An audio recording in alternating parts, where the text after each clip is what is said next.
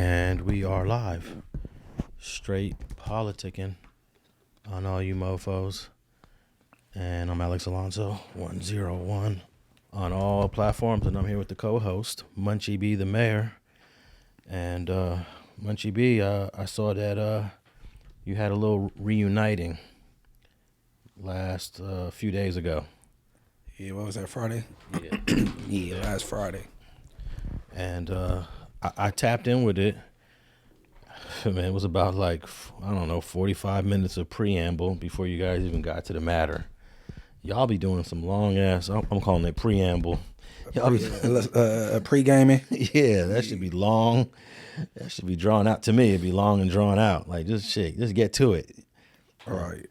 One time I was watching the preamble of y'all, and y'all was talking about licking booties and all kind of crazy shit. Hey, man, ain't my idea, man. I remember what led to that conversation. Somebody from Texas was supposed to be a gangster, and, that's his thing or whatever. But when y'all finally got to the topic at hand, I didn't feel like it really got addressed that much. I didn't really feel like it was a understanding. I mean, you guys had a cool conversation, but I didn't walk away learning much. I think if we would have like when I woke up that next day and I requested, like, hey, you know what I'm saying? We were supposed to do that 4, but then I'm getting canceled. It probably would have been more, you know what I'm saying? But it was too much talking behind the scenes, so when we got on camera, that's what that was. You know what I'm saying? So how did you feel when you walked away from that last? And then here's another thing I'll add before I ask you that question. I thought it should have just been you and Adam. I noticed Lush was there. No disrespect to bro, but that should have just been a one-on-one situation. And maybe it would have been more what you expected, because it was lackluster for what it's supposed to have been. You know what I'm saying?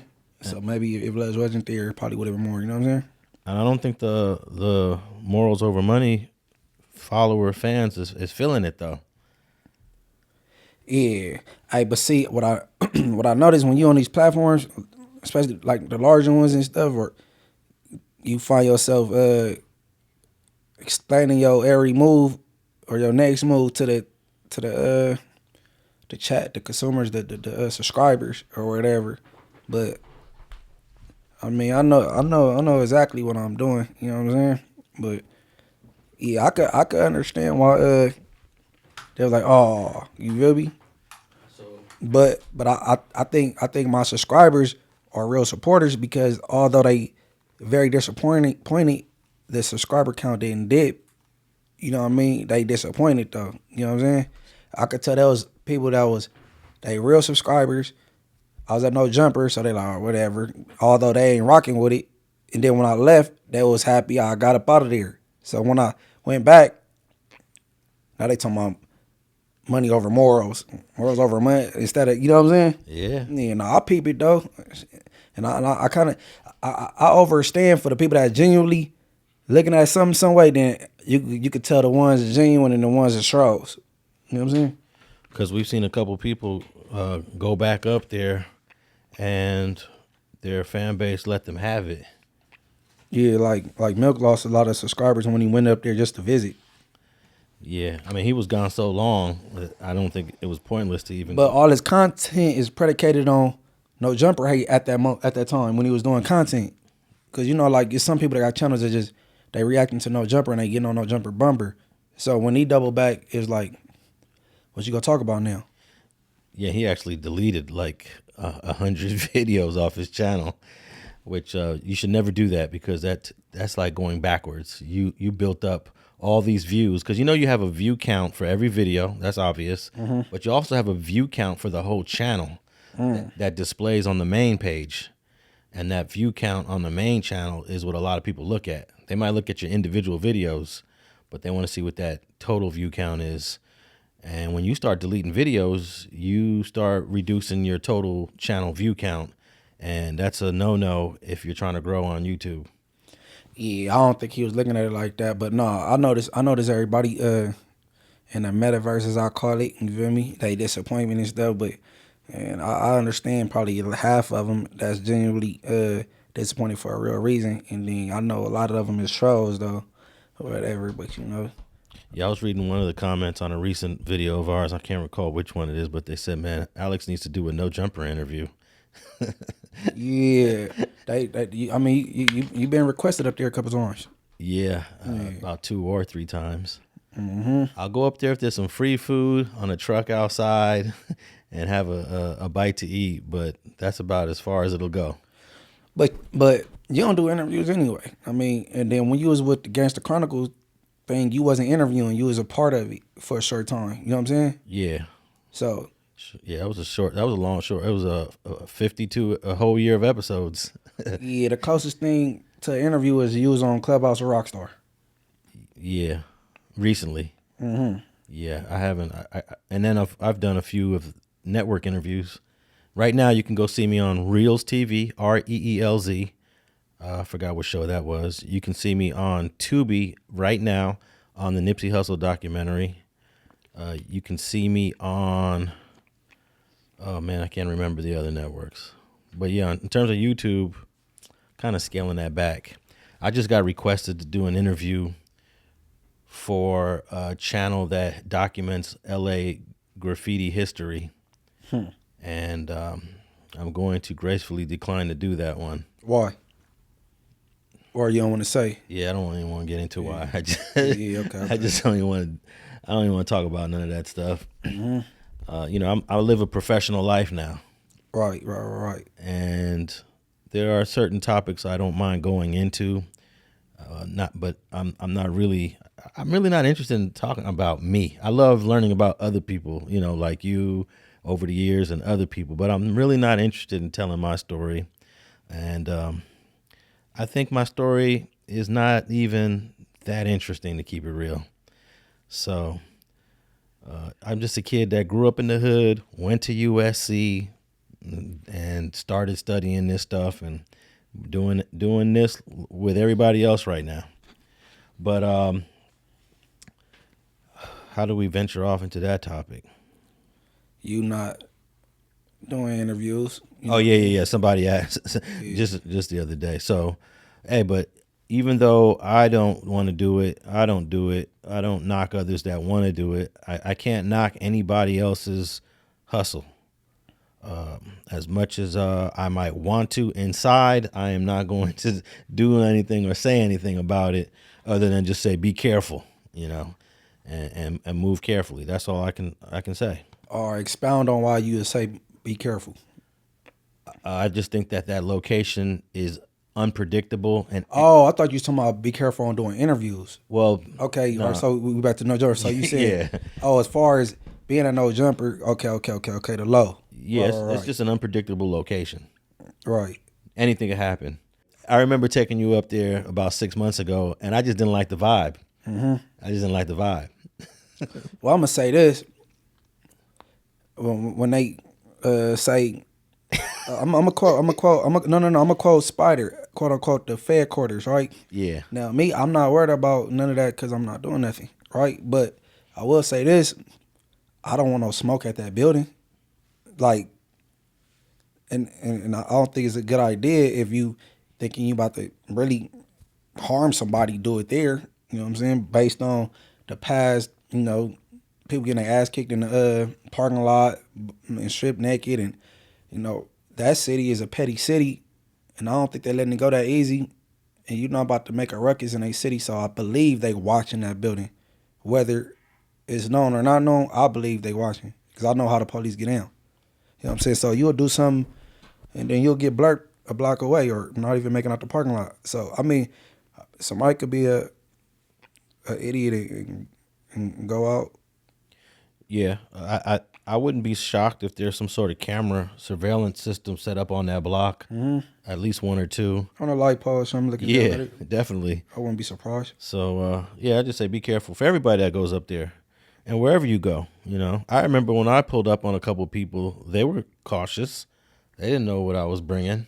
They didn't know if it was cool. Well, on the random interview you was doing? Yeah, random. And I've done a couple interviews where I didn't know what to expect. I took a couple of chances. Well, you never know what to expect because I mean, it's been a minute since you put up on a street interview, but you pulling up in the trenches. Yeah, but I mean, there's a couple where the interviews were based off of something else, like something happened and they want to talk. So I'm like, all right, well, I don't know what to expect on this interview. And you know, I pulled up a couple of times, a little bit more secure than normal on a few interviews. But you know, yeah, that's just to everybody. Be careful out here, and I do believe, you know, shit happens, and we just gotta do our best to avoid it. But Hey, when I kick off, all right, because Rich at Harden went on a hiatus, and it is kicking back off. When I kick it back off, I gotta interview you and ask questions, right? Because Yeah. like one question I have, and I'm gonna save it. Your most crazy experience or unsafe experience traveling into these hoods and conducting interviews, but we gonna save that For sure. and then we gonna do it like that. For sure. I've had some tricky, close situations. But the most gloomiest cities in the United States, Munchie, we kind of touched on this last week when ODM Slim was here, because he lives in the Pacific Northwest. Those two states is the Pacific Northwest. And outside of Alaska, because you know Alaska is detached from the continuous states, and it's damn near Russia going toward the North Pole. But Alaska's the gloomiest state in America, but we ain't gonna count Alaska. The gloomiest state, or the gloomiest cities, the Anchorage, Alaska, my bad. Anchorage, Alaska is the gloomiest city in America. The second most gloomiest city is Seattle, Washington, Yeah, I said that. meaning it's Depressing. a lot of rain, but in terms of the weather, it has cloud cover, a lot of rain, and it's dark. Now, I didn't want to do the rainiest cities because you have warm climates like Miami and Louisiana that rain during warm weather because it's tropical. Right. It's actually I like that kind of rain. It'd be warm outside, the sun is out, and it just start raining. That's how it was when I was in Jamaica. Yeah, it's that tropical rain. Right. So we got a few U.S. cities down by the Gulf Coast and in Florida that are very rainy, but they're not gloomy. So I looked up gloomy, and Seattle's number one. And that's why they lead the race in suicide. Well, there's a couple. But that's what they blame it on. Yeah, well, there's a couple other states that rank up there, but Seattle has 226 cloudy days a year out of the 365. So that's a lot of gloomy days. Even though that's not where ODM Slim is at, Spokane ain't too far from there. I wouldn't want to live out there at all. And then the second most gloomiest city, or the third most if we're counting Anchorage, is Portland, Oregon, which is the next state over from Seattle, Washington. So, yeah, I thought that was interesting. Yeah, I wouldn't want to live here. Yeah, and I just found out this new news. This is some great news for gun owners and people who revere the Second Amendment and are constitutionalists. The Ninth Circuit Court of Appeals overturned a law that was passed by an assembly person down here in L.A. County that banned open carry. He banned open carry. I forget his name. He banned it back in like 2014 or some around there, and that's when I stopped open carrying. I open carried for all through the early 2000s up until whenever this law went into effect in 2014. In fact, I was at Starbucks one day after the law went into effect. The LAPD drove by and he stopped, rolled the window down. He said, "Alex, you better not have that gun on you." that new law just went into effect. I was like, "Nah, I ain't got it on me." Just the other day, that law has been struck down. Reversed. So we can open carry now in California. You know, you just brought something to my mind, bro. Okay, I'm not paying attention to them gun laws like that, right? And I remember hanging out years ago, maybe 06 or between 06 and 09, and the homie from Peru, because wherever he worked at, he dressed like the business attire. He had a holster and a gun on his hip. And I'm like, man, what's wrong with this dude? Like, but I thought I'm like, he must be stupid, but okay, it's making sense now. Yeah. In fact, let me just pull up an article. Let's educate the folks out there. Here's an article from CNN. California ban on open carry ruled on open carry guns is unconstitutional. Court rules. It says here that the U.S. Appeals Court ruled that California's ban on open carrying firearms in most parts of the state was unconstitutional, A panel of the San Francisco-based Ninth Circuit U.S. Court of Appeals sided 2-1. Wow, that was a very small vote. I guess only 3 judges voted on this. They sided 2-1 with a gun owner in ruling that the state's prohibition against open carry in counties with more than 200,000 people violated the United States Second Amendment to keep and bear arms. So that means about 95% of the population of California, which has had some nation's strictest gun control laws, live in counties of that size. So 95% of the population will get their gun rights back. Judge Lawrence Van Dyke, who was appointed by Republican President Trump, said the Democratic-led state's law could not stand under U.S. Supreme Court's 2022 landmark gun rights ruling.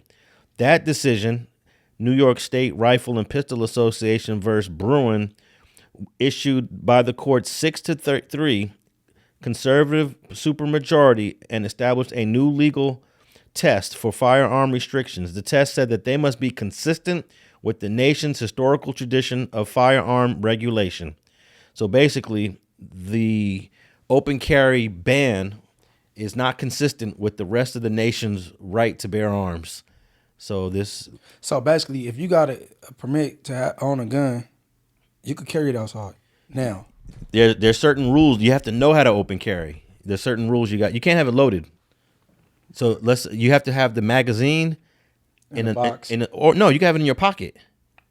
But you can't have it loaded in the gun, which is it's all, even open carry is ridiculous, right? Because the gun can't be loaded. Okay. So I've had it many times. I've had the LAPD pull up on me and say, "Is that gun loaded?" I said, "What you think, man?" So what you got to do is you got to let them check. So you put your hands up, you let them remove the gun out of the holster, they check it, and then they put it back in the holster. Because, you get in a situation and they get scared, they're going to shoot you. So immediately, if you're open carrying in California and the police pull up on you, just put your hands up, let them check it, and then they'll put it back in your holster. That's legal. That's not a violation. So there's no reason for a CCW no more. CCW, you can have it loaded. So it is a reason, yeah. Okay. If you want to have it loaded, the CCW allows you to keep it loaded. Okay. Yeah. Open carry does not allow you to keep it loaded. So what I just do is I have a magazine in my pocket. I got a magazine in the glove box. I got a magazine in the back seat. All of them loaded, ready to go. 10 of them full. And that's another thing. We only allow, can you believe this one? You probably already know this. We talked about it before. You can only have 10 bullets in a magazine in Cal. That's another rule that happened about 15 years ago. Because maybe you might be too young for this, but you probably know that some guns can carry 15. Right. Yeah. Of course I know that. And I know people walking around right now with guns that carry 15 in them. I don't carry 30. Yeah, now you're talking about extended magazines. But I'm just talking about regular magazines. 15 in it, one in the chamber, you got 16. Right. And after a shooting that happened some years ago, some stupid lawmaker said 16 is too many for a firearm. So they actually, Smith & Wesson and all these companies make guns just for California. So they can only have 10 in them. Yeah, that's crazy, man. It is. It's ridiculous. I guess they trying to make sure ain't no mass shootings going on. Yeah, and that's going to prevent a mass shooting. And most of the gun owners and experts say this is one of the dumbest laws ever written. And I'm not sure if there's other states that have copied this. Maybe somebody out there could let us know. Is California the only state that reduces their magazines to 10? So what gun owners do now, instead of buying 1 or 2 magazines, we buy 3 or 4 now. Right. They're making a little bit more money off of each of these magazines, but F it. I'm not just going to have, I'm going to have them spread all over, But I was so happy to read this the other day. No, that's cool. Shit leaning in our way. Yeah, man. Now all we need is just stand your ground law out here, and we be good. Well, good luck with that, because all our lawmakers are anti all that stuff. It takes the courts to overturn some of these ridiculous lawmakers. I wish I knew the name of the law. I tried to look it up the other day. I couldn't find it. I want to call his ass out. I'll call his ass out next week. The lawmaker who banned open carrying wants to get people like me in trouble. It's only, for me, it's a misdemeanor. Yeah, but you don't need none of that. Nah, I'm not trying to go to jail for no BS. Right. I'll be in look. I was in Ralph's one time, open carrying at the old Ralph's that was on Crenshaw and what's that, Stocker? Right. I was in there open carrying. Motherfucker got paranoid, scared. There was a Rouse right there. Is it Stocker with the Shell gas? I think. Where's the Shell gas station on Crenshaw? Is that It was a Shell on Crenshaw. Manchester, one on Slauson. No, I'm Slauson. No. More north. More north. No, I can't think. Yeah, that's Stocker or Rodeo. No, it's Rodeo. Yeah, Rodeo. Rodeo. I'm sorry. The liquor bank was on Stocker. The liquor bank is on Stocker. The Shell gas station's on Rodeo. There used to be a Ralph's there, but they tore it down for the train station. Mm-hmm. There was a Ralph's in there. There was a Rite Aid. There was my cleaners. Cameo Cleaners used to be in there.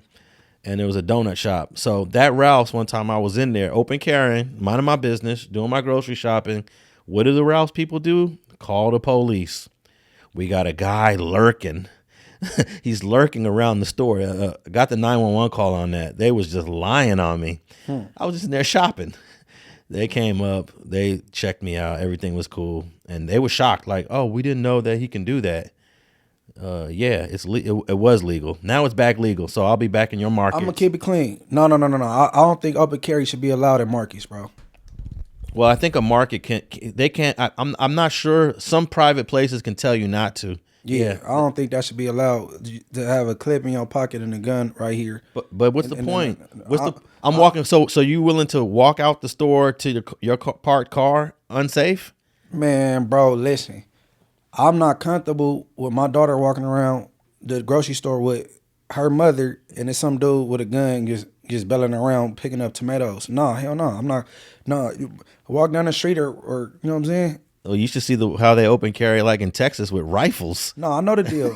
They got rifles over their back with the straps walking around. Mm-hmm. You know, fully automatic ones. I think they're fully automatic. No, they might not be fully automatic, but straight rifles. Yeah, I don't know. I got to look deeper into these laws and the clause. You know what I'm saying? Nah, but California is definitely scared of guns. Your sentiment is the way a lot of people feel.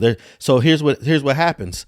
Then I'm only able to open carry in certain places because I already can't go to the park. There's a rule against that. Can't open carry in any park. I don't know. Can't open carry within a school.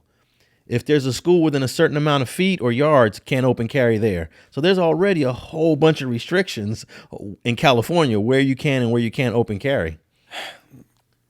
Man, when my dad was coming up, he said the principals or whatever they called them at the time, they had guns. They didn't have school police.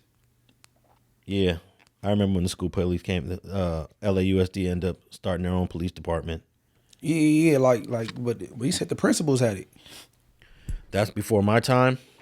But I can imagine, especially 70s and 80s was active, man. Mm-hmm. The 70s and 80s was active. We're living in a good era right now. But I got an article here on a shooting, man. There was a shooting just recently. It says here a suspected gang member, or suspected gang members, multiple gang members shoot woman during an argument in downtown L.A. A 34-year-old woman was hospitalized after she was shot in what the police said was gang-related shooting in downtown L.A. The LAPD were called to 5th and Wall Street at 10:55 p.m. On Wednesday, where officers said a suspect inside a nearby vehicle and the victim were engaged in a verbal altercation. At some point during the argument, the suspect drew a gun and shot the victim before driving away west on 5th Street. Los Angeles fire paramedics were called to the scene and took the victim to the hospital in a stable condition. Now, what's interesting is that they're already calling this gang-related, so they got some info, if they're correct. But 5th and Wall in downtown L.A. is not no hood. It is not a gang area at all. I mean, everybody dwell downtown, though. Yeah. You know what I'm saying? I believe they calling it suspected because the girl probably for sure a gangbanger. So they suspecting that, you know what I'm saying, the participants in the crime probably gangbangers that shot her. I wonder how often a male shoots a female, because I actually saw another story where a girl got shot by a dude. Like, dudes are shooting chicks. How common and how often is that? It happens. I know it does. It does. I mean, but they gangbanging though. Yeah, you had a very high profile female from your neighborhood years ago. She got shot in a drive-by. I believe it was the 6-0. So obviously, probably a dude. aired her out. Remember the actress chick? Mm-hmm. What was her name? Tara? Lady Kick. Okay. Yep. That was some years ago. Like what? 06, 05, 04? Yeah, but I got another homegirl that was, bro. These girls, they're part of gangs, bro. Yeah, I know. They participate. And I ain't gonna say her name, but I kind of got respect for her as a girl from UG that she was doing her stuff, bro. I'm like, for a female, you know what I'm saying? So, you know what I mean? I ain't gonna say her name, but I know she probably trying to get out. She been in jail since we been kids in juvenile hall. Oh, okay. Yeah, hey, these girls is a part of gangs. They drive these dudes on crimes. They set up the crimes, and sometimes they participate themselves and hop out doing these crimes. So, No, for sure. I was watching one of your music videos where you was it was all about the girls. mm-hmm. Yeah, I think you had the whole female set out there. Yeah, they took that down on my last YouTube channel. I'm about to go. You still got that though, right? I think I could get my hands on it. Yeah. Over the years I've known a couple of chicks that been shot and killed. But again, it's not as common. It's not as often. It's probably like for every girl that gets killed, we know about 10 or 15 dudes that get killed. Right. Right. And the same thing with I was looking at the prison statistics. 94% of California's prisoners are male, 6% are women. So I was like, wow, that's a huge imbalance, right, of our prison population. Such a small number compared to the men. I mean, that's good. That is that way. Females shouldn't be out here committing crimes, and you know what I'm saying? Unless they defending themselves. Yeah, I think we only have 2 prisons for women. I think 3. I know Chowchilla. Chowchilla, I think one is called CIW. I think CIW might be Chowchilla, right? And then is there one in Norco? I believe it's like 2 or 2. I think we had this discussion before when we was debating. I said like 2 or 3, and I think you was like dead bang on 2. But yeah, man, our women got to stay free, man. Y'all got to take care of the babies. Well, we as a family we do, but you know what I mean. The women nurturers, bro, they got to stay free, man. Yeah, well, at least in this shooting, I believe the chick survived, right? She was 34. Let me see. She was rushed to the hospital, 34 years old, hospitalized, and nothing about her expiring or anything like that. They didn't say ethnic group or nothing? Nah, none of that. I mean, Fifth and Wall, it could be anybody, huh? Right. Everybody dwell downtown where they going to get some clothes, some jewelry, some, you know what I mean? Or they living down there. Could be anything.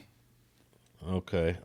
Hope she get a speedy recovery, Queen. There's actually a hospital very close to downtown. Oh my God, I went to that dirty ass hospital. What is that hospital called? I think California something. Good Samaritan. No, Good Samaritan is horrible, bro. Horrible. No, the one I'm talking about is like off of Pico. I don't know. It might be California. Yeah. So at least there's a hospital close by. No, but you want a hospital close by. You know, you don't want to have to be driving like 30 minutes to the hospital for a gunshot, you know? Mm-hmm. I remember when Biggie got shot, I was surprised that he got shot like literally blocks away from the hospital. Cedars-Sinai, they took him to Cedars-Sinai, which was, well, okay, they're on Fairfax and Wilshire. I'm sorry, yeah. They're on Fairfax and Wilshire.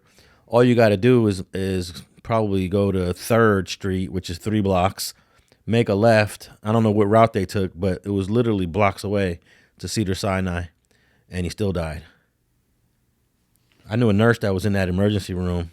She said that she remembers when they brought him in, they had a tough time getting him on the gurney because he was so big and heavy. That's probably a lot of the reason. You know what I'm saying? They couldn't get him back there in time to start working on him. You know what I'm saying? He was big and trying to get him out the car and into the, you know what I'm saying? Yeah, but sometimes you get shot so bad that I heard a coroner testify that the gunshot wound was rapidly fatal. And they asked him, well, what do you mean by rapidly fatal? He said that gunshot wound was so rapidly fatal that he could have got shot right next to my hospital surgery table and he still would have died. Oh, yeah, basically, yeah. I about to say DOA, but that ain't what that is. But I'm not, yeah, I get it. Yeah, the hospital I was thinking about is called California Hospital. It's on Grand, 1401 South Grand. which is right off of Pico. And that's pretty close. They're calling it Dignity Health, but that's California Hospital. So what you saying? What you saying? Oh, okay. Why you bring up California again? Because that's not too far from 5th and Wall. Okay. So they could have rushed her to this hospital, and hopefully she got good treatment. Yeah, she knows. It don't say she passed away. Nah, she's stable. Yeah. Yeah, she good. But you're aware, like, there's certain types of gunshots outside of the head, of course. Certain gunshot wounds that you take to the chest or to the stomach that are not fixable. Well, all right. Well, how EMT, the paramedics work when they come scoop you up, based on the severity of the shot, that's how they figure out what hospital they go take you to. Yeah. You know what I'm saying? Like, 'cause everybody ain't fit to, you know what I'm saying, handle certain gunshot wounds or whatever. You know what I'm saying? But that's pretty deep when the doctor tells you could have got shot on my surgery table and you still would have died. Right. Wasn't no helping it. There was nothing. Yeah, I respect EMT, man. They underpaid. Paramedics, they underpaid, bro. Yeah, but I've seen some paramedics, man, on some body cam footage, man, being real disrespectful though to some of the people though. You know why? Because they're not getting paid, bro. And they're also influenced by the police. They got a relationship. They're coming out to scenes that the police are calling them out on. But yeah, it's definitely they need to, bro. EMT need to get paid more. I respect EMTs. They ain't got me where I need to go in rush hour traffic, bro. Was it the EMT or was it the fire? Because the fire department is kind of like EMTs too. So sometimes you have like these EMTs that are not part of the city fire department, and then you got the fire department responds for aid. I'm gonna group them in together because I mean they still gotta weave through traffic and get you there. You know what I'm saying? Yeah, and you was in the city of LA or the county when you got shot? Which time? I was in the city. The worst time. The worst time I was in the city of LA. Because you was going down Imperial. I was in LA, and that's kind of like borderline. I was in LA. Okay. Imperial San Pedro. I was in LA. Okay, yeah, Imperial San Pedro. Yeah, that's LA. Mm-hmm. Yeah, there's certain parts of Imperial that on the other side is county. Like when you're on the west side, all the hundreds on the west side, most of that's county. It's Westmount. Yeah, the sheriff be over there. Yeah, they need to pay them people, man. Well, I think fire department does get a good salary. Man, I forgot who I was talking to, and this person said he used to do EMT, and he said he don't feel like they appreciate it. Yeah, he must not be with the fire department. Man, it shouldn't matter. I think, the fire department is higher salaries. Everybody's trying to get into the LAFD. Hey, look. Put it like this, bro. There's like a freeze. There's a freeze on LAFD. That's what they need to change. Sometimes the paramedics pull down a block and not come to the scene because they want the police, or they told the police should clear, make sure it's safe for the paramedics to come down there first. And that's the time you could be using to save somebody's life, bro. You know what I'm saying? I don't agree with that. You know what I'm saying? But well, I got another shooting here. A 31-year-old victim out in East LA, and he wasn't as fortunate as the 34-year-old that got shot on 5th and Wall. We starting off the year with some shootings just in the first week. A 31-year-old man was fatally shot and 3 other men wounded during a shooting in East LA. Deputies from the LA County Sheriff's Department responded at 8:15 p.m. on the 4700 block of Telegraph Road regarding reports of a shooting. When they arrived on the scene, deputies found 4 adult men suffering from gunshot wounds. During the course of their investigation, detectives learned the 4 victims were seated in a vehicle when several suspects approached and fired shots at them. Munchie, what do I say about sitting in your car, posted up? Hold on, did I miss it? Did they say what time of the day this was? This was at 8:15 p.m.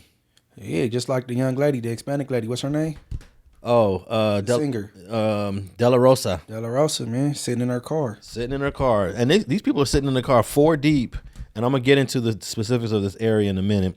The suspects fled the scene in their vehicle, headed northbound on Arizona. One victim was pronounced dead at the scene by Los Angeles County Fire Department paramedics. And 3 were taken to the hospital. 1 was listed in stable condition. 2 others were listed in critical. The deceased victim was identified as 31-year-old Ricardo Perez. Man, 31 years old.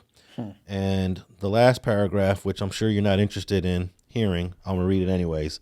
Anyone with information about the shooting is asked to call the Sheriff's Homicide Bureau. And they have a number there. And they always throw that at the end. And callers who wish to remain anonymous may call Crime Stoppers as well. That's crazy. Okay, so this is the 4700 block of Telegraph Road is right on the corner of Telegraph in Arizona, and that is smack dab in Ford Maravilla neighborhood. They didn't say this is gang related. I have no inside information on this, Munchie, but there's a good chance this is like some Latino gang beef going on in East LA. We got the victim, 31-year-old Ricardo Perez, and they sitting in their car just posted up, man. Man, you can't be a sitting duck. You can't be a sitting duck, but they use their cars as everybody want to go to their car and smoke. No, for real. Then park it in the driveway behind the gate or behind the fence or go in the back. Hey, I was gonna say go in the back. Indian Red was sitting in his car in the back of the apartment building and got aired out. That was crazy. So you might not be safe. You're in the back of an apartment building in a park stall. You still a sitting duck. You don't know who living in your building. Shoot, but this crazy that all four of these guys were shot. I'm like thinking then I don't think one person was targeted. He just aired out the whole car, because if you're just targeting one person, maybe the back seat gets shot up, maybe the front seat gets shot up. 4 people is obviously front and back seat going on. Well, that person pulled up and let him do his thing, then pulled off. He wasn't in a rush to pull off. Well, I was thinking about how this guy did it, because Latinos are not allowed to do drive-by shootings. He pulled up. He didn't look. It wasn't a drive-by. He pulled up. Well, the rule is, the rule is you're supposed to get out the car. But the way this article is written, it sounds like they may have not got out the car. They pulled up and just. I think they came to a complete stop, did their thing, and pulled off. Well, technically, that's a violation of the rule. Oh, shit. Rules are made to be broken. Yeah, but the rules are made to be broken by the ones that make the rules. If you're at the bottom of the totem pole, the rule gonna come down on your ass for sure. I had a case where the guy did a shooting using his car, and when he got arrested and he was in the county jail, the issue was, did you get out? And he said, I did. He explained how he got out, and it was funny. He said, I opened up the door, I put one foot down, and I busted. So they were in the county jail debating with whether or not he broke the rule. This is all in the discovery. Technically, he didn't break it. Nah, I agree. I'm like, no, he didn't break it, but did he get out? And his ass was still in the seat of the car, though. He didn't get out, but he didn't do a drive-by, but he didn't get out. This was about 10 years ago. I thought that shit was hilarious. They debating on whether or not he should have gotten, whatever they do for violating the rule. And I thought that shit was funny. Nah, I opened up the door and I put my foot on the ground. This don't sound like, I don't know. These articles are written by whoever, maybe they didn't get all the info. But you're not supposed to just, to this day, you ain't supposed to just drive by. Yeah, we know what people ain't supposed to do, but. Well, the punishment for these guys is way more severe. If Munchie broke the rule, Munchie could politic it and argue his point. If Jesus broke the rule, good luck trying to argue your point in the county jail. I think that Jesus is going to lose that argument way more faster than Munchie B is going to lose that argument. Hey, well, guess what? Gangbanging is stupid, it's senseless, right?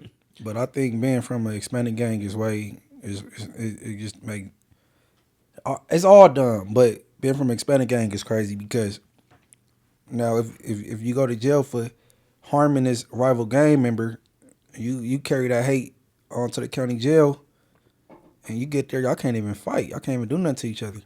Yeah, there's not as many squabbles with the Latinos against each other. It's none. Yeah, well, unless they disciplining each other. On the low, there is. On the low, there is, and sometimes they'll come to an agreement. They're like, we're gonna go in the cell, we're gonna fight, and then we ain't gonna talk about it, so we don't get in trouble. Isn't that crazy? We're gonna fight, but we can't say nothing because we'll get in trouble. Yeah, that's rare. That's rare. You hear everything, like everybody get quiet. Who's that down there fighting? Like, feel me? So I mean, That shit crazy. No, I think there's more Latino one-on-ones that they keep on the hush hush. Man, it's okay. Half of the county jail is downtown. Half of it is in Santa Clarita and Wayside. There is no cells in Wayside. You in a dorm. So how do you do it there? Oh, you're not gonna be able to do it. Well, isn't there like we're gonna go way to the back over here, or Nah, you can't. You can't be low key and catch a fade over there and go undetected in Wayside. Yeah. Like it's impossible. No, I know a few Mexican well-known fights that we learned about after the fact. Like they fought, but they didn't talk about it because they would have got in trouble. But 10 years later, we find out, oh yeah, y'all squabbled. Okay, well, we couldn't tell nobody. We would get in trouble. That shit is crazy. Yeah, it is. So, but it's, I guess it's structure, it's rules, it's reglas. Hey, look, bro, and even in the penitentiary, like you're supposed to leave all that. I'm talking about as far as the blacks, you're supposed to leave all that street stuff on the streets. You know what I'm saying? We got a program in the pen, but it's still crack off. It's still a chance it might crack off based on something that happened on the streets. Yeah, and with the blacks, that's what I'm saying. Like it's just crazy. Like, but and there really won't be no consequences or repercussions if two guys want to get at it. Yeah, you go through the right channels, it can happen. That's what I'm saying. People don't know what they talking about. Oh, is it, man? Like Blueface he can't say look, bro. If this person shot my brother and I go through the right channels, you know what I'm saying, and we go holler at them, and then they go let us go in there and handle our business, so we can get back to programming it too black, too strong. After that, get that shit out the way. But one of the big complaints about black gang culture in Los Angeles, Southern California, that prevents it from being, I don't want to say successful, but that prevents people from coming together and moving the agenda forward in a positive way is because there's a lack of structure. So when it comes to the Latinos, if the Latinos need to do something, they need to all be at Echo Park on this day for this reason. They all going to show up, because of the structure behind it. But if blacks need to come together for some, whatever reason, police brutality, it might be more difficult because there's a lack of structure. Bad example, because when it's something like that, that's the only time black people do come together. Yeah. You know what I'm saying? Yeah, but that was probably not the best example. That ain't the best example, but the Hispanics they got structure, a lot of it. And I remember I was at a lot of these intervention meetings over at the Youth Justice Coalition, and the topic was structure. And a lot of blacks was saying, we need to establish structure. We don't have it. What can we do? And I think it's too late at this point, to try to create some rules where there's some structure like the Latinos have. And the Latino structure is relatively new. That came in the 90s. Hey, I don't want to go too deep into it because I don't want to offend nobody. You know what I'm saying? Well, but because they have structure for a reason. You know what I'm saying? It's a reason why that structure is in place. Yeah, and you know what I'm saying? So I don't want to offend nobody. Yeah, I'll say it, some of the structure is fear-based. It's fear-based, but the structure started in like 92, 93, 94. So in the 60s, 70s, and 80s, Latinos didn't have the structure. So this is something that developed, in the 90s and really got solidified in the late 90s, early 2000s. And I'll say part of it is fear-based because every Latino Southsider knows that one day they might be in the county jail. And if you're not abiding by the rules on the streets, the rules in the county jail, you can't escape that. So you end up falling in line with the structure on the streets. Yeah, man. Y'all just leave that alone, man. I don't need no more internet ops or, you know what I'm saying? No, we ain't I don't want to turn the raw side against me because I got a different view on certain things. You know what I'm saying? Yeah, but we're not talking about anything racially derogatory or. But like when people get that view, people they get on the defense. You know what I'm saying? Or a lot of times when discussions happen, they be listening to react instead of understand what you know what I'm saying, respond instead of understand what he trying to, you know what I'm saying, say. And I don't be having time for all that, man. What I do know there's a lot of Southsiders quietly that don't respect the structure. Behind closed doors, they talk ish about it.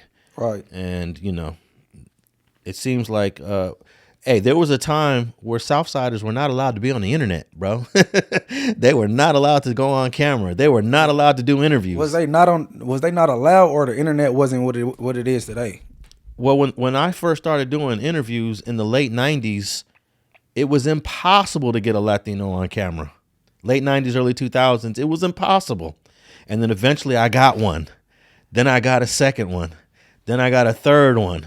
And then the way that they were able to slide their way in front of the cameras through rap. So you trying to say it was against the rules? It was against the rules. That's a fact, or it wasn't just because for all gangbangers, it ain't cool. Like, you doing an interview. So I'm thinking what was the Hispanics like, they used to call off interviews because, like, when you hear the word interview, it sounds policey. Man, when you look at the Latinos. So I just want to know, was it a rule for real? Like, it was a rule after the structure came in the 90s. Okay. Yeah, but if you go back to the 70s and 80s, you can find a lot of Southsider interviews. There's a lot of them. And then the structure hit in 92, 93, no more interviews. And then when they started rapping in the 2000s, early 2000s, like 04, 05, 06, those were the first Latino Southsiders to give interviews since the structure went into place.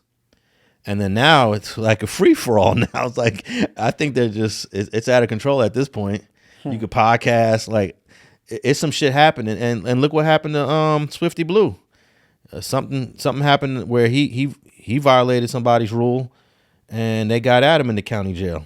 And I'm sure Swifty Blue, the last thing he was thinking, I'm gonna be in the county jail because I'm out here podcasting, I'm rapping, I'm doing my thing. But you're only one mistake away from ending up in the county jail, and it happened. But it definitely has changed in the last like 5, 6, 7 years. Yeah, and that's crazy. You gonna tell me I can't tell my story? I'm not saying I'm about to go incriminate nobody or drop no top secrets or anything, but I can't tell my story. You know what I'm saying? And even right now, it's hard to get Latinos to do interviews. Not for Angie. Shout out Angie, man. No, I'm talking about like if a guy from a gang that's in the trenches. I'm not about a rapper or a podcaster. Just a guy that's just from his hood. That's it.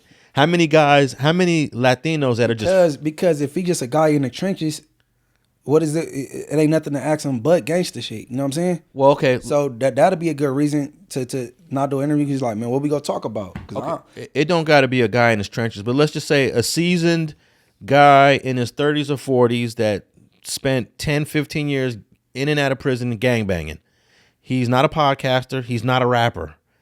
It's hard to find those guys. It's very few. I can't even right now. I'm just trying to think who's not a podcaster, who's not a rapper, that's Latino on the internet, and not a dropout. Yeah, you got to throw that in there. Not a dropout. I'm not even cool. I'm not even cool with listening to dropouts.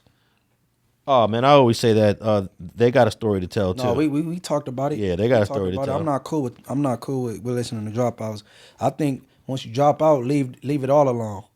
Don't even speak about gang shit no more. You dropped out. No, they got a story to tell, man. Nah, you told enough. They got a story to tell. That's a lesson for the younger generation. Nah, hell no. Yeah.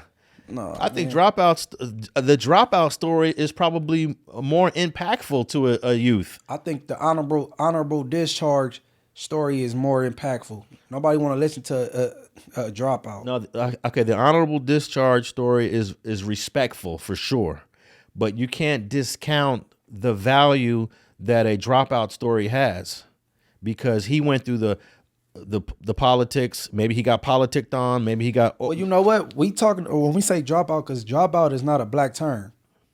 Yeah, you're right. So okay, but I still I don't give drop. Well, you know what? I don't be knowing who the dropouts are. Okay, you tell me who the dropouts are, because I don't be knowing. You be like, oh, he a drop. I'm like, oh, okay, I didn't know. Are there any black dropouts? Because this is an actual term that's more popular within the Latino gang culture. Because they be like, we don't use the word drop your flag, all that down south stuff. That's not us. But like a black dropout. No, there are some black dropouts. I don't know if you want to get into it, but the guy that was on your head, technically, he's a dropout. We call them rejects. Like, you know what I'm saying? Yeah, reject. Like that. Like that's a Hispanic term, dropouts. And when they say drop your flag, that's some down south stuff. Okay, so let's say that reject that was on your head recently. He has a story to tell, even though let's just say some of these guys are liars. Some of these guys come on the internet and just tell BS stories. I'm just talking about the honest reject. The honest reject. Like I had a dude from Menlo that wanted to do an interview, but he basically told me, "Hey, I'm a reject from the hood, though. So I don't know if you want to interview me." I'm no good. Yeah, he said I'm no good. And he pointed you in the right direction. Yeah, and I said, "Well, I don't want to interview you in your neighborhood if you no good over there." And he said, and that was the first person ever honest that did that. I thought that was like, I really felt like his passion. Because he really was all about Menlo. He knew all about Menlo. He had I respect his honesty. Yeah. So an honest reject does have a story to tell, and I think kids can learn lessons from an honest reject. You know, the reject that was on your head, he might not be a good example because I don't know how honest or dishonest this guy is, but I don't just completely discount him. I'll interview a honest reject, but I'm not in your hood. We can't go to your hood and interview. We'll interview you. Okay. But a lot of these people don't consider themselves rejects. That's the problem. Yeah. Those are the ones you can't even give a listen to because you in denial, bro. Yeah, that's the problem too. A lot of these guys are in denial. They still think that they're solid. Right. So, yeah. In fact, I should have doubled back on the honest Menlo reject dude and still told his story. He was willing to tell it. He just didn't want to do it in the hood. You know, so all right, I got one last man. All this gang news is Latinos, man. 16 arrested in connection with a Puente gang. This is another federal indictment, not a RICO, but it's still an indictment. This article says 16 individuals and associates from Puente 13 were arrested on federal charges. Listen to this shit, including kidnapping, shootings, drug trafficking, according to the police report. Defendants charged with offenses such as methamphetamine distribution. Hey, there must be a lot of money in methamphetamine. There must be a lot of money in this. A lot of customers, man, because meth is a cheap drug. Man, methamphetamine is the new crack, and it's been the new crack for over a decade. Right. Okay, so methamphetamine, conspiracy to commit kidnapping, possession of firearms, and then they list all their names. I'll list their ages because these are youngsters too. 24 years old, 24 years old, 21 years old, a 40-year-old. The woman is 40. Heather Covarrubias is 40. 23-year-old and a 25-year-old, all of La Puente.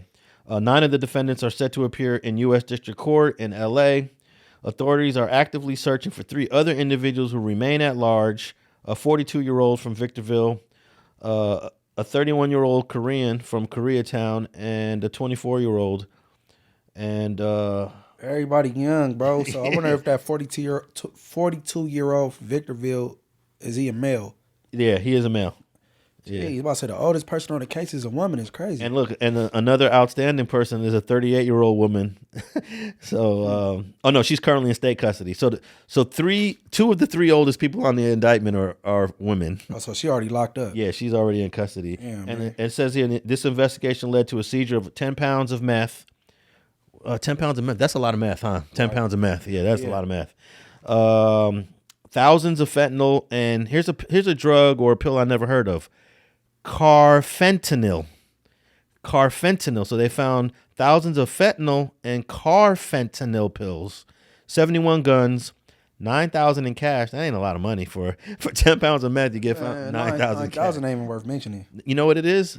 They found more cash. They took some. Yeah, right. They found way more than 9,000 in cash. I ain't gonna lie. If I was the police, I'd be taking all kind of money out the evidence. Yeah. The Puente 13 gang is known for controlling narcotic distribution within the SGV, and that's pretty much it. Brand new January 2026 federal indictment of the Puente gang, and I might have a clip here real quick to break this down.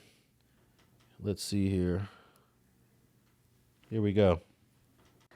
New at 11, members of a dangerous gang have been taken down in the San Gabriel Valley, and agents say they have ties to the Mexican mafia. NBC4's Tracy Leong has more on what they're accused of doing.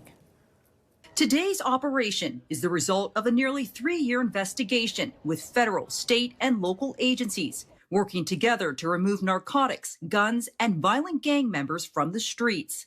In a massive coordinated sweep with multiple agencies, members and associates of the Puente 13 street gang linked to the Mexican mafia were arrested Wednesday morning for their involvement in dangerous criminal activities, including illegal firearms sales and trafficking narcotics. Violent crimes of aid or racketeering, possession of firearms and furtherance of drug trafficking offenses, possession of fentanyl with intent to distribute, possession of a machine gun, and firearms trafficking. The enforcement operation, called Burning Bridges, involved the Bureau of Alcohol, Tobacco, Firearms, and Explosives, who worked alongside local and state agencies. The U.S. Attorney's Office for the Central District of California charged 20 members and associates of the San Gabriel Valley-based gang. Of those charged, 17 were arrested, 2 remain at large, and 1 is already in state custody. Complete disruption, dismantle of this gang is kind of our goal in the investigation. Agents executed federal arrest warrants at locations across 3 counties: Los Angeles, Orange, and San Bernardino. During the investigation, they recovered 76 firearms, including 14 rifles, a machine gun conversion device, 3 firearms with obliterated serial numbers, thousands of rounds of ammunition, 10 pounds of methamphetamine, and thousands of M30 fentanyl and carfentanil pills. All righty, man. Hey man, they need to stop doing that, bro. To the Brown brothers, bro. That they always talking about aligned or affiliated with the Mexican mafia, because that's taking the jury pool off the rip, because you know the reputation that the Mexican mafia got, and it can be intimidating. So every time they indict a Mexican gang, they always say, "Well, connection to the Mexican mafia." Yeah, it is. That ain't cool, bro. It's like, sounding ridiculous. that shouldn't be said. You know what I'm saying? That's not cool. They need to. I hope it become case law. Carlos Rodriguez versus the state of California, and they strike it. You know what I'm saying? Because that ain't cool. And then I noticed in this clip they didn't say nothing about no money. Well, there's 20 seconds left. You want to hear the last 20 seconds? Yeah, let's go ahead. Let's see if I jump the gun. Yeah. Significant federal violations that we're going to be charging with them, and they're potentially exposed to significant federal time. Authorities emphasizing this is an ongoing investigation. They're still actively working to locate 2 gang members and urging anyone with information to contact them. Tracy Leong, NBC4 News. There you go.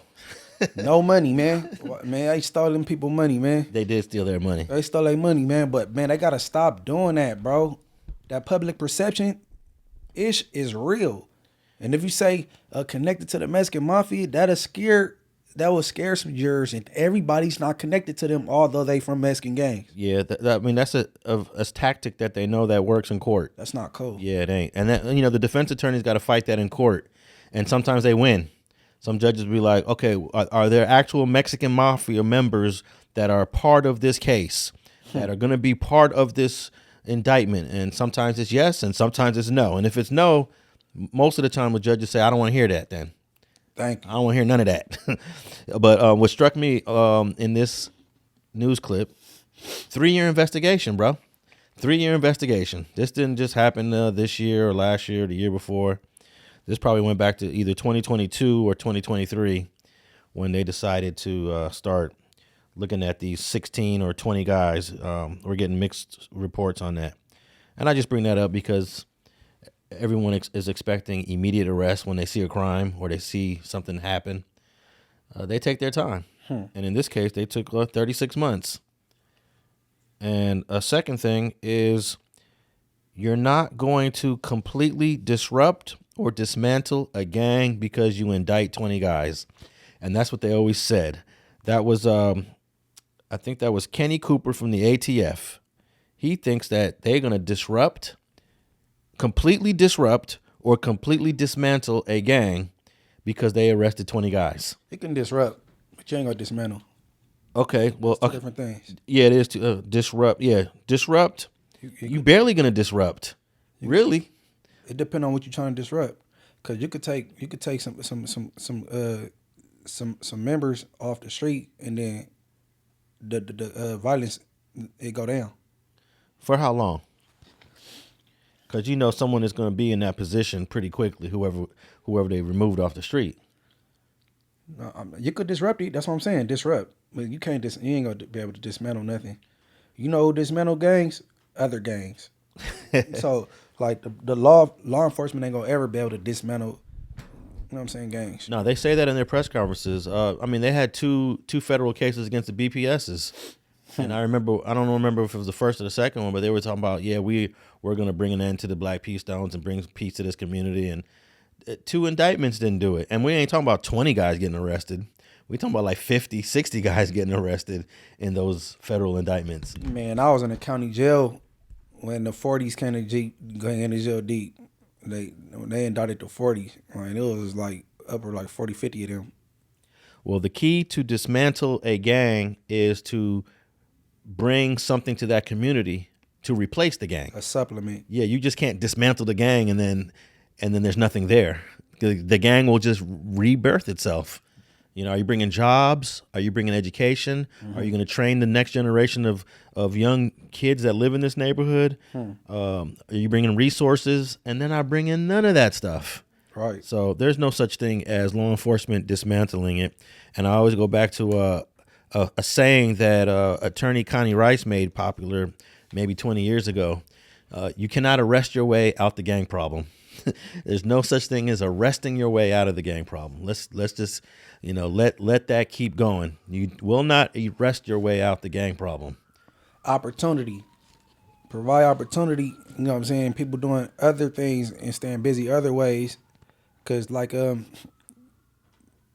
these schools that's like not in like poverty-stricken areas and stuff like that, these schools don't got the programs that these other schools got that you got to drive to far out. Exactly. So, All right, let's briefly talk about Lucky from Hoodstocks. Now, Hoodstocks was one of those, I would say Hoodstocks is probably the biggest, most popular, most watched Latino-based YouTube platform.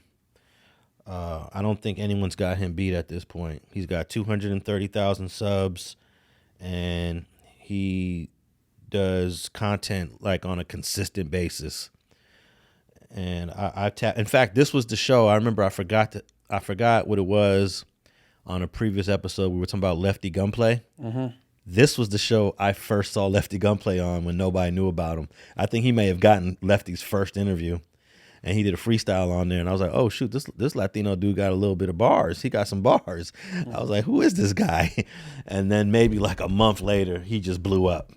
But Hoodstocks had Lefty on there. I want to say he probably got his first interview.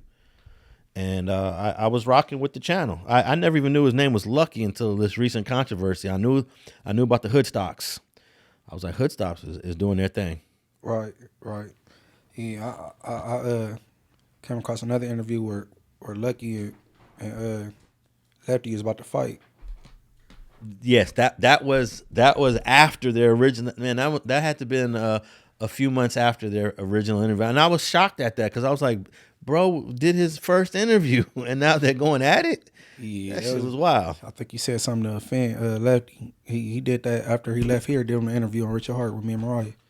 So this guy Lucky made I guess some people would say a racially derogatory term on his podcast while he had, I believe this is a co-host named Loca, because she's on there she's a frequent person on there. Reoccurring guest. Yeah.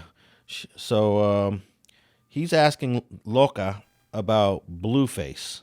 Mm-hmm. And let me get to it right here. And then also, while I'm going to play this clip, and just for those who are just listening to us, he's going to throw a picture of Blueface on the screen and continue to ask Loca about Blueface. So let's go right here. Okay. Can we really talk about this Blueface Jenny 6ix9ine situation, please? I think it's necessary. Yeah. I think it's necessary. Yeah. It's in the news. Is the air conditioner down, or did we just get hot in here? It's back up. Is it back No, it's up? back on. I feel like it just cranked on right now. It just Okay. cranked on. Okay. Good. Can you crack that door, please? So Blueface is just like hot right now. Like anything. But do you think he's a good-looking dude? A black dude? African American? Booty scratcher? No comment. I don't really Come on. I don't really. I don't There's really an look at answer. I mean, do you swing both ways? No. No? Strictly dickly. No, not okay. Wrong question. Do you like black dudes? No. No? Why not? No. Pinot Code 13. Oh! That's why she's on Hoodstocks. I mean, I don't have nothing against it. Like, I would be disappointed. I ain't gonna lie. Loca, what do you think? No? This is a handsome man right there. Look at that guy right there. Send me a money order. Look at, I love you. Send me a money order. You gonna send my money order? Chale. All right, that's the clip that everybody was talking about. And just for those who don't know, when he asked Loca, would you send him a money order? She's got a picture of Blueface up there. She says, chale. Now, that's some Mexican slang for absolutely not or hell no. You know, it's a negative response. So, I mean, she ain't gotta think he handsome. but shit, they put up like the nicest picture you gonna find of Blueface without all the ugly tats on his face, with the nice edge up haircut. It ain't a bad looking picture. Hey, but why look, this the thing, right? Why put her in a position to answer that type of question? Because that's good podcasting. Nah. That's good podcasting. Put Because people on the spot. You putting her in a weird situation, right? And then like she already said no comment. Yeah. You know what I mean? Yeah. So like He pushed it a little bit, huh? yeah. So like when I listen to it again, because I remember I had a smart remark to her, like she talking about penal code that I say. I mean, she already said no comment, bro. She already didn't want to go further into it. So Hey, she don't like black dudes. I mean, everybody got their preference. Yeah. You know what I'm saying? She don't like black dudes. Jenny 16 do, and she don't. Everybody got their preference, bro. And a lot of black men love Mexican women. It go both ways. I got homies with Mexican girlfriends, and I got homegirls that got Mexican baby daddies. Wait up. You saying the other way around where it's a black I got a black girl and a Mexican dude? Yeah. Yeah, that happens too. Yeah. Yeah. I got a few that got Mexican baby fathers though. You know what I'm saying? Yeah. So like, But I think there are more black men with Mexican women though. If you were to compare the numbers, I don't have the data, but I bet you there are way more black men with Mexican women than there are black women with Mexican men. I think the Mexican men are not as open to dating a black person as Mexican women are. There are way more open Mexican women here in LA. That's an opinion. I don't have the data on it, but I bet you that data does exist somewhere. but the Mexican males that get with these black females got black swag. You know what I mean? Some of them do. Yeah. I mean, I'm talking about the ones I noticed that's in relationship with the women I know. You know what I'm saying? My very, very first girlfriend, my first real girlfriend here in LA was Mexican. Oh yeah? Yeah, she lived right on 3rd and Bonnie Bray, right in the trenches of I think that's 18. I remember I used to walk her home. It was crazy over there. Shout out Mariah Hayes. Her mom is full blown Mexican. Her dad is black. You know what I'm saying? Shout There out you go. Mariah. Hey, and if Loca don't like black dudes, so be it, right? I mean, but the numbers gonna land like that because women overpopulate males in the world. You know what I'm saying? So Not that much though. yeah, but you know, It's pretty close. But I have no problem with someone having a preference. I think she could have said it with a little bit more tact. She said it in a kind of aggressive. what part? The child. Yeah, all of it. The trece part, the chales part. She could have just said, I have a preference to just. The only part stick out to me is no comment.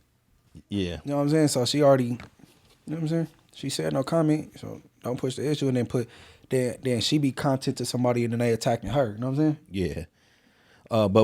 So the African booty scratcher part, some people took offense to it. I remember when I first moved to LA, that's the first time I ever heard that term. I ain't never heard nobody say African booty scratcher in New York. I don't know if I was in the 6th grade or the 7th grade, but that was a word that people were saying. But amongst blacks though, it was a black dissing another black. You African booty scratcher. I ain't never heard anyone outside of black folks say that towards a black. That's like an internal word. Because you don't hang around Mexicans. I've never heard any of the Mexicans that I know say that. But look, the Mexicans that I grew up with never said the N-word. So I grew up with some different Mexicans, you know. Well, yeah, that N-word became just like some regular slang, which it shouldn't, but you can't say it ain't being said because you ain't around them. Like, have you ever heard any Mexicans in their 50s using the N-word? Like, you know? I don't think so. There probably are some out there. Even, look, in New York, in my community, which was predominantly Puerto Rican, they didn't use the N-word until, like, my generation started using it. Well, let me tell you something, bro. Like, Fat Joe says the N-word all the time. Fat Joe is black, bro.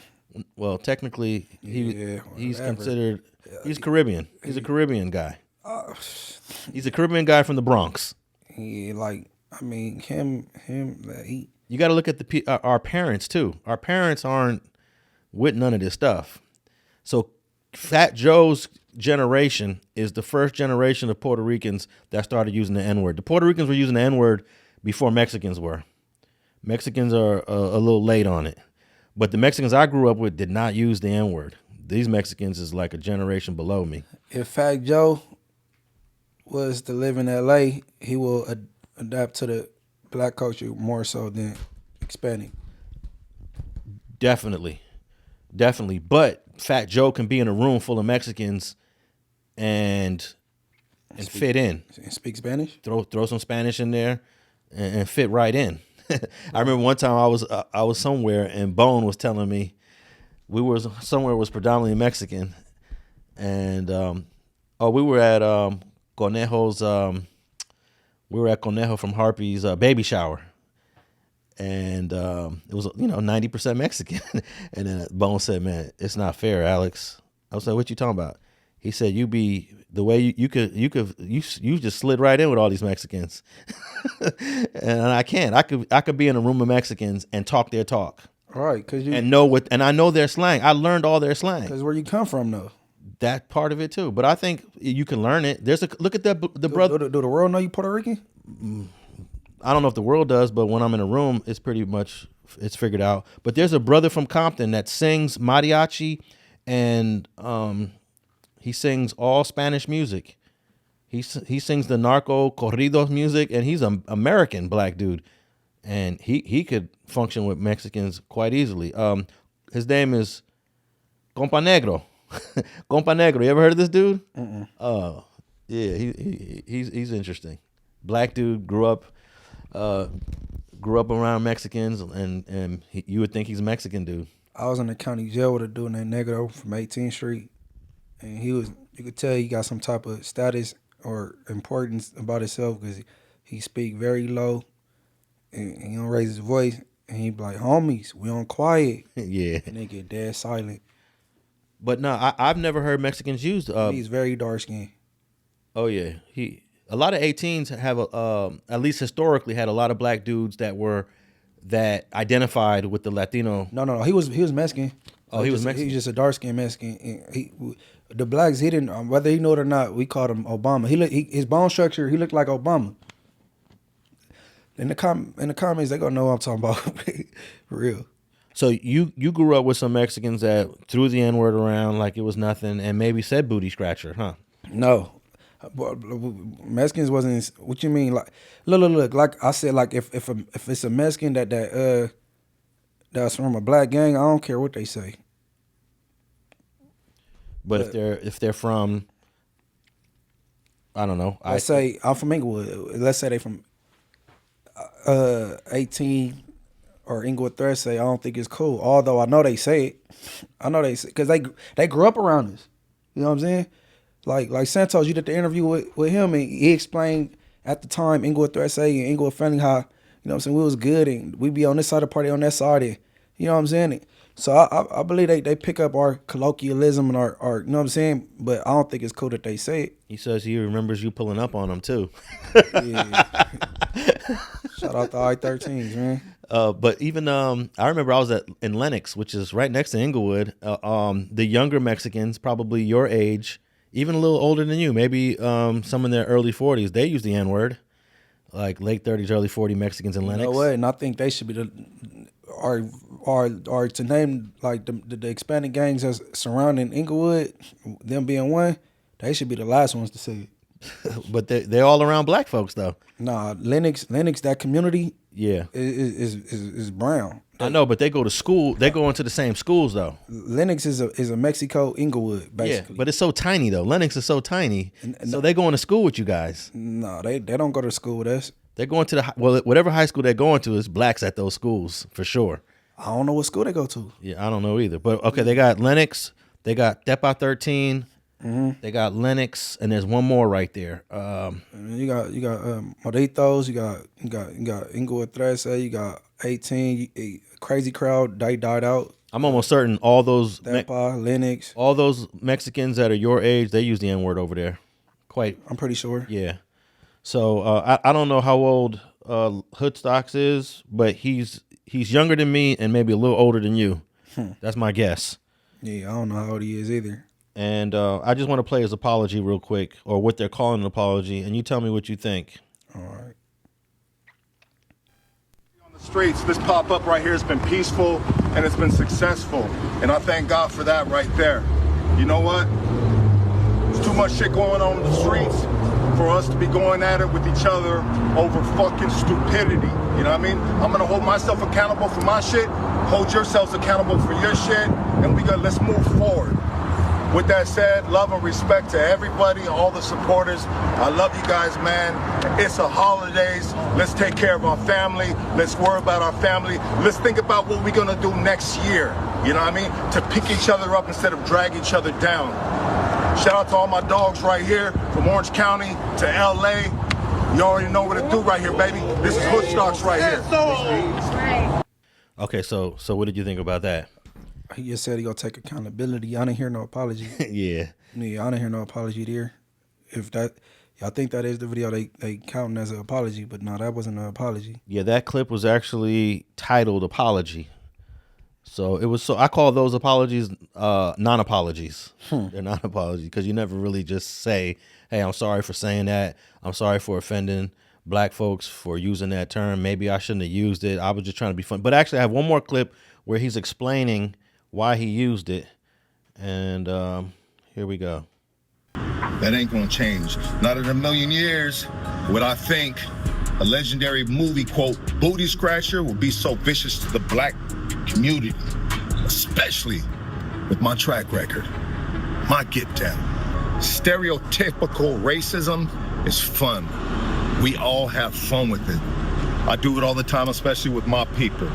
Armenians, Asians, whites. But like most of you know, there ain't an ounce of hate in my motherfucking heart. We just biased from the era and the different sections we were raised up in. That's human nature.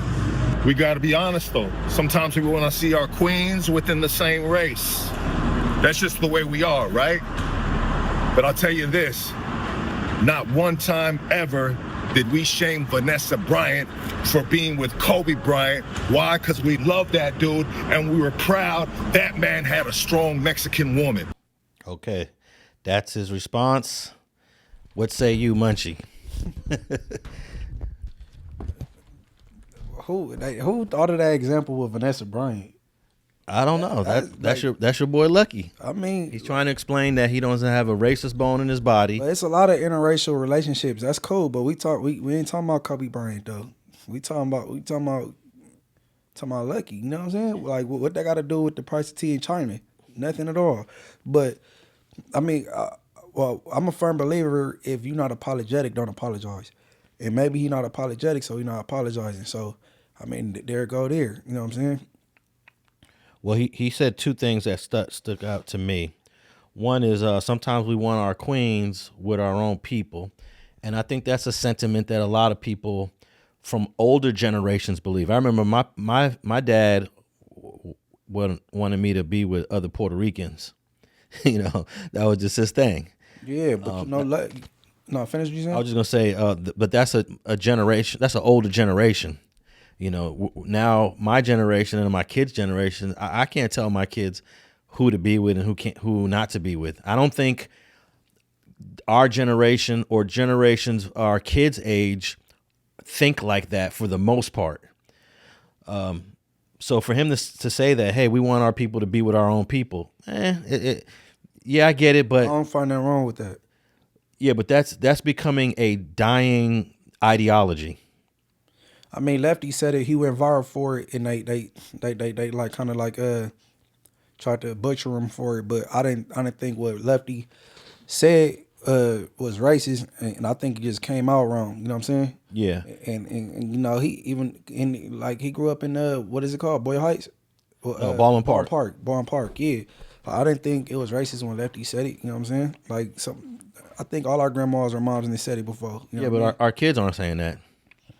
I can't imagine any of my 3 kids being racially, selective. Well, I got a 19-year-old daughter, and if the little Mexican fly enough, she go.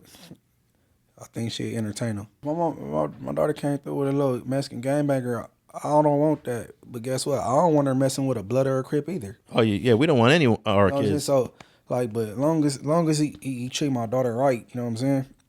Okay, and then the second thing that Hoodstock said, that Lucky said, was stereotypical racism is I guess it's fun, it's joking, we all do it, and I don't think I'm familiar with this term, stereotypical racism, done in a joking way. And I guess comedians get away with it all the time. Yeah, that's their job though. Yeah. Lucky not a comedian. We not gonna get away with what they get away with. You know I mean, if you and I started calling Mexicans, we would get the backlash. And we can't say the next day, hey, we're just doing stereotypical racism. You know, I would never call Mexicans or whatever the other terms are that they use. It's just not, I don't find it funny. Well, they done dug up some tweets, right, from 2015 that I quote unquote tweeted, right? Yeah. So Dre went down my timeline. She don't see them tweets, and I don't recall tweeting them. But Adam say, who be on the boards over there? I forget, he said somebody that at No Jumper went down there and they seen it. You know what I'm saying? And this from, I don't recall that. But when they called in on me when I was at home on No Jumper because I was discussing it, I apologized anyway. I apologized to my brother. What were the tweets? Something about going to a Beaner theater. Oh, okay. Movie theater or something like that. I don't remember. You gotta think, my hood didn't even start beefing with an Hispanic hood till 2 years ago. See, that's another term. I think I learned that term in junior high, calling a Mexican a beaner.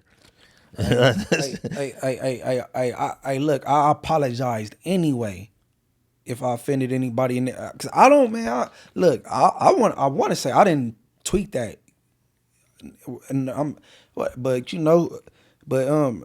apologized anyway though. You know what I'm saying?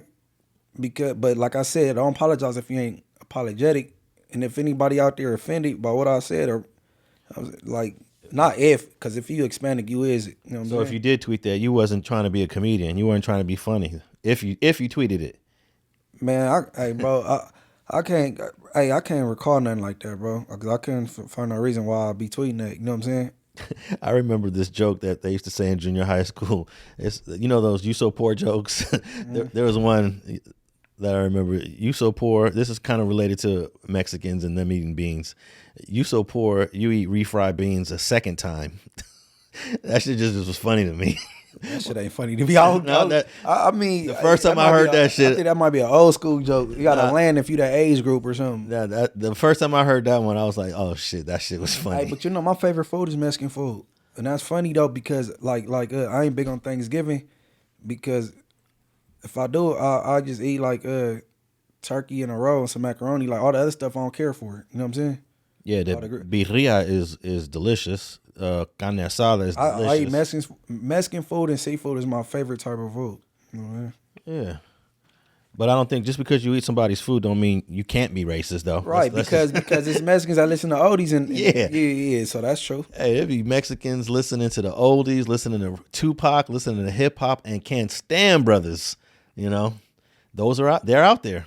Right. They're out there. So, And I remember one time a Mexican was talking shit about me in Spanish, and I guess they just didn't think I was gonna know some of these words, and I was just like, wow, Right on Vermont, and I was on Vermont and Pico. I think that was Vermont and Pico or Vermont and Venice.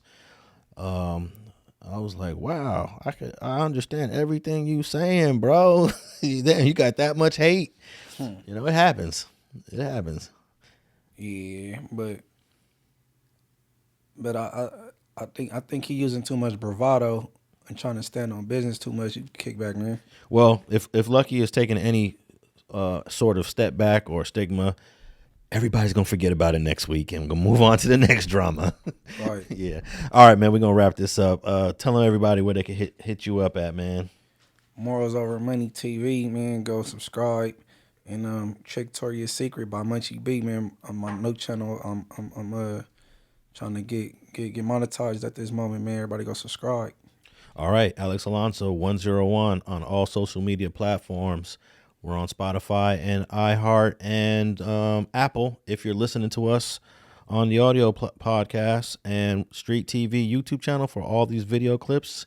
If you want to tap in, watch it. I usually don't say this, but I'm going to say this for the first time. Subscribe and share and hit the notification bell. And if you're on a mobile, hype a video. We out.